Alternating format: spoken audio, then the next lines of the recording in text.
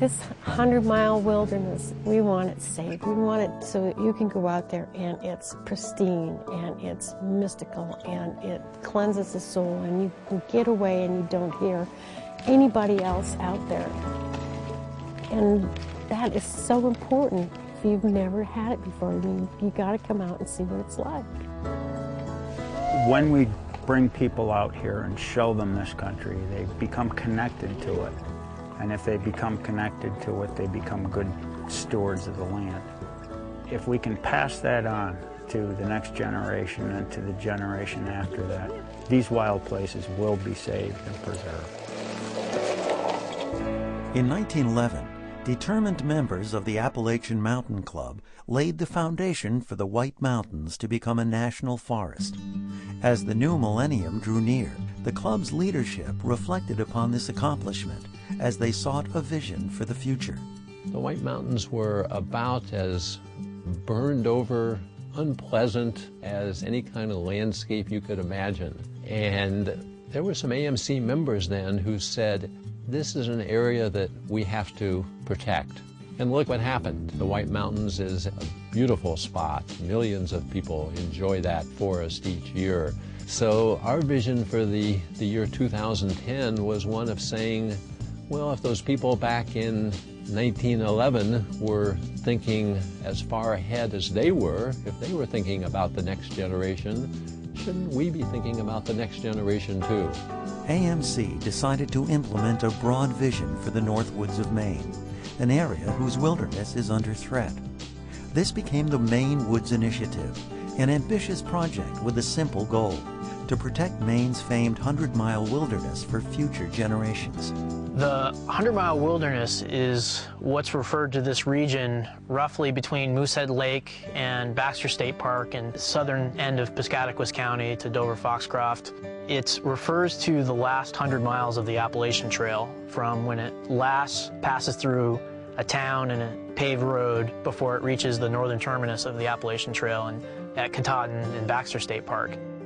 Right now, this land is really under threat. It's under threat of development, and it's under threat for more intensive commercial harvesting.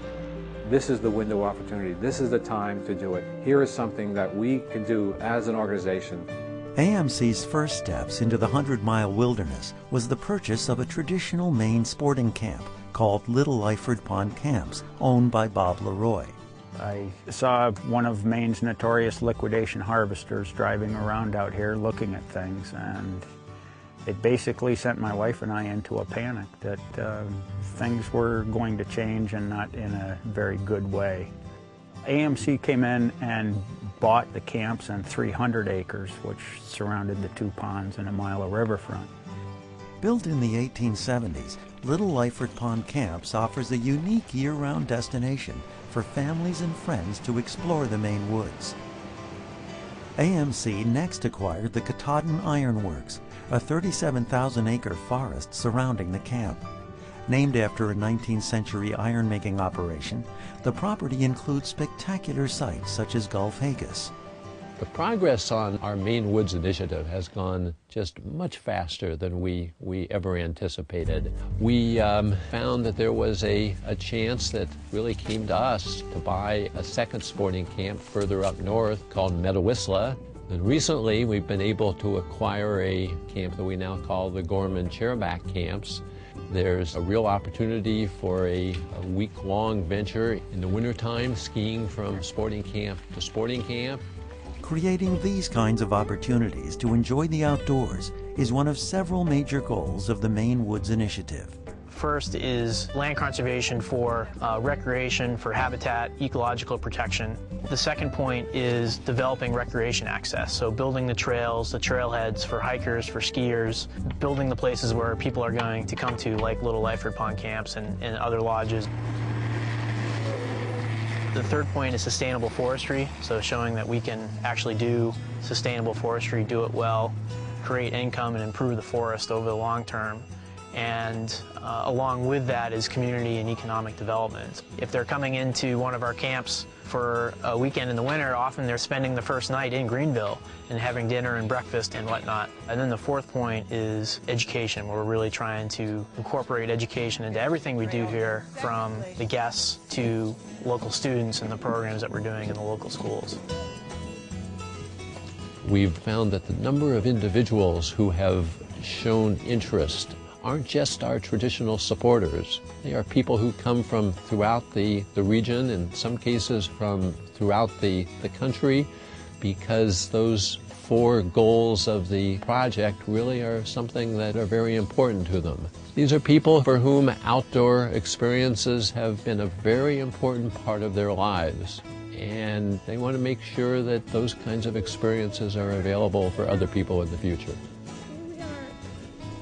The Maine Woods Initiative is the largest investment in conservation and recreation in AMC's 133-year history, and much has been accomplished.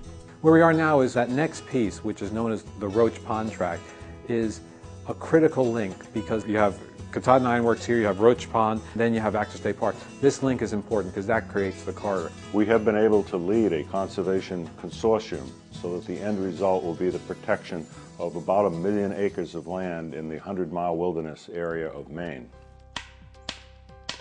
We want to put together the kind of campaign funding that pays for the trails, that pays for the camps, that sets up a stewardship fund to make sure that we can serve the visitors that come here. We obviously need financial support, but we're very committed to making this project one that is financially self-sustaining. When we did this strategic plan, I don't think any of us ever thought that within 10 years we would be there with a string of sporting camps ready, available, and open to you, with trails already created. And you can go up and look at it. You can feel it, you can taste it, you can experience that outdoor wonder, and you'll be happy to make an investment with us. And if you've already made your gift, you'll be very proud of what's been accomplished with the investment you've made in the Maine Woods Initiative.